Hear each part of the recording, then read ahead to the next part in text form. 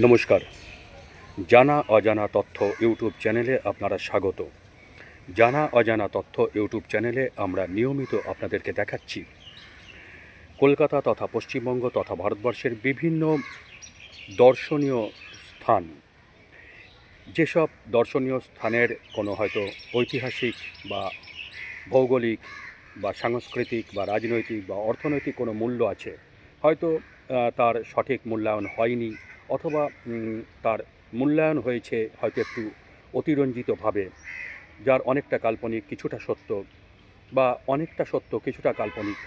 অর্থাৎ এই ধরনের কিছু ঐতিহাসিক স্থানে আমরা প্রতি সপ্তাহে আপনাদেরকে নিয়ে যাব।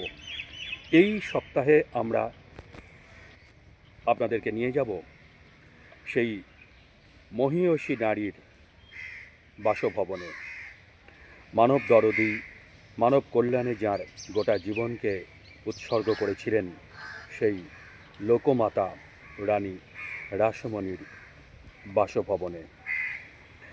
রানী রাসমণি সম্পর্কে আপনারা সকলেই জানেন যে তার যে কাজ, সে কাজ অনস্বীকার্য।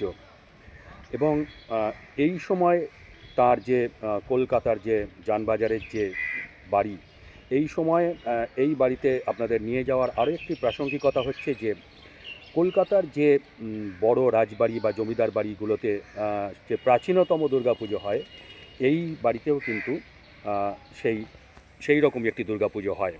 আসুন আমরা আপনাদেরকে নিয়ে যাই।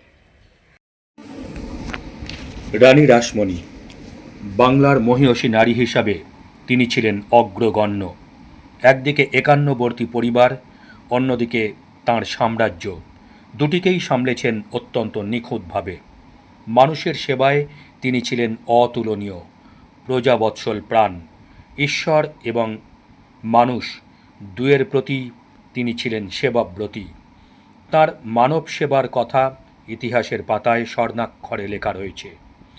মানব কল্যাণের জন্য তিনি লোকমাতা উপাধিতে ভূষিত হয়েছিলেন। তাঁর অনন্য কীর্তিগুলির মধ্যে হল দক্ষিণেশ্বরের মা ভবতারিণীর মন্দির, বাবুঘাট, আহিরিটোলা ঘাট, নিমতলা ঘাট ইত্যাদি ইত্যাদি এবং ইত্যাদি। মাত্র 11 বছর বয়সে তাঁর বিবাহ হয় কলকাতার যানবাজার অঞ্চলের জমিদার বাবু রাজচন্দ্র দাসের সঙ্গে। তখন থেকেই তিনি এই বাড়িতে বসবাস করেছেন আজীবন।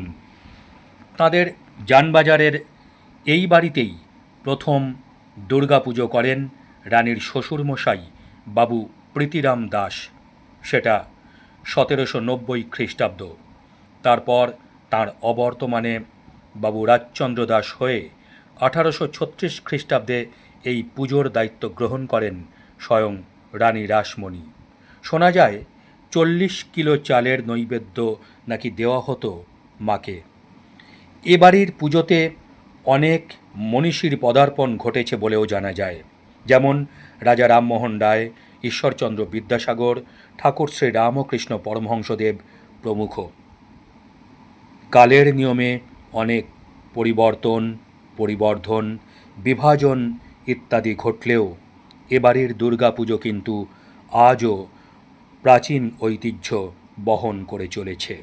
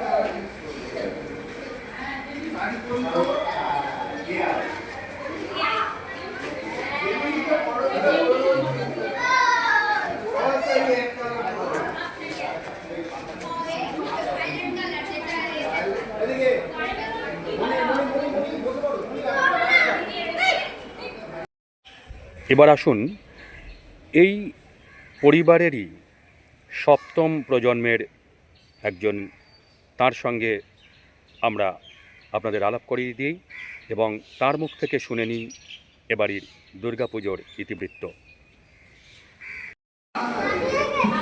এটা রানীমার বসতবাড়ির পুজো, রানীমার মেজমের দ্বারা সৃষ্ট। আজ এই পুজো প্রায় 200 বছরের কাছে। আমরা হচ্ছি সপ্তম জেনারেশন। এই পুজো চলছে এবং এ বাড়িতে আনন্দ, আত্মীয় স্বজন পরিজন সকলেই আসেন। এইভাবেই গান করে যাচ্ছে পুজো। কিছুক্ষণ বাদে সন্ধি পুজোর যোগাযন্ত্র আরম্ভ হবে, অষ্টমী পুজো সমাপ্ত হয়েছে। এইভাবেই এগিয়ে চলেছি আস্তে আস্তে করে, আগামী দিনেও সেই পথ ধরেই এগিয়ে চলব। দেখলেন, এবার বলে দিই যে কিভাবে আপনারা এই রানী রাসমণির এই বাড়িতে আসবেন। এটা হচ্ছে যে কোনো প্রান্ত থেকেই আপনারা ধর্মতলাগামী যে কোনো বাস ধরবেন। এই ধর্মতলায় আপনারা ধর্মতলার মোড়ে নেমে আপনারা যে কোনো কাউকেই যদি জিজ্ঞেস করেন যে জানবাজার, ধর্মতলার নিকটবর্তী একটি জায়গার নাম জানবাজার, এই জানবাজার অঞ্চলেই কিন্তু এই রানীমার বাসভবন। দেখলেন রানী রাসমণির বাসভবন আজ আমরা আপনাদেরকে দেখালাম। আগামী সপ্তাহে এরকমই কোনো এক বিশেষ দর্শনীয় স্থানে আমরা আপনাদেরকে নিয়ে যাব। ততক্ষণ আপনারা আমাদের সাথে থাকুন, ভালো থাকুন।